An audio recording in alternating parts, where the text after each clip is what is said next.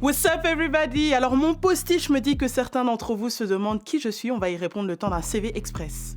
Maximilienne, 26 ans, animatrice chez Tarmac depuis 2 ans. Je prends le cash, les virements, pas le PayPal. Et pour toute autre question, Bref, parlons de ce qui nous rassemble aujourd'hui. Ivy Keke Mr V avec son 2e album MVP pour Most Valuable Panda, détourné de Most Valuable Player en français, le joueur qui a le plus de valeur. Je l'ai écouté, je l'ai décortiqué. Que vaut ce 2e projet? Bref, parlons musique.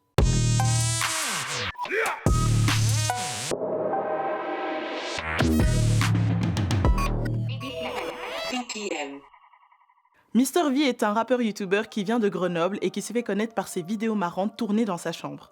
Salut à tous, c'est Mr V pour un nouveau podcast. Il a aussi fait du stand-up avec son boys band humoristique, le Whoop. En 2017, il balance son premier album intitulé Double Vie, certifié platine. Et le gars n'a que 25 ans. Machallah.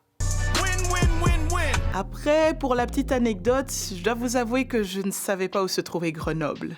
C'est la mer Noire. Mais merci à Google Maps, ne m'en demandez pas plus. Au revoir, merci. Le 31 janvier 2020, Mr V balance MVP. 18 titres et une cover façon Transformers qui rappelle subtilement la cover de son premier album. Parmi les featuring, on retrouve quand même de la frappe avec Jul, PLK et Dossé. Et pour nous saucer, le 4 décembre dernier, il s'est associé à PLK en balançant le morceau Jamais.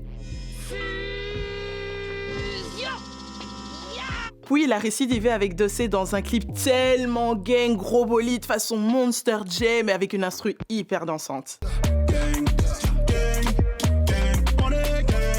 Niveau prod, on est sur un truc totalement frais et varié, donc il ne se range pas dans des cases en termes de style. Sur le plateau de Click, il a dit avoir enregistré 120 sons, entre autres avec les beatmakers Pyroman, Keza et Geronimo Beats avec qui il ride depuis des bails.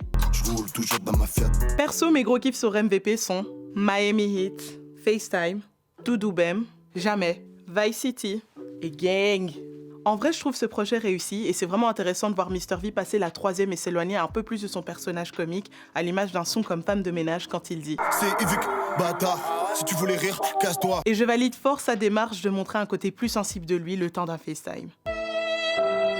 Clairement, on peut voir ce projet comme une façon de dire « maintenant, prends-moi un peu plus au sérieux ». Et si t'es pas d'accord, si t'as kiffé la vidéo, n'hésite pas à liker, partager, mais surtout commenter en te lavant les mains, en éternuant, petit dab, tu vois comment? Allez, c'est tout pour moi et vive la musicologie!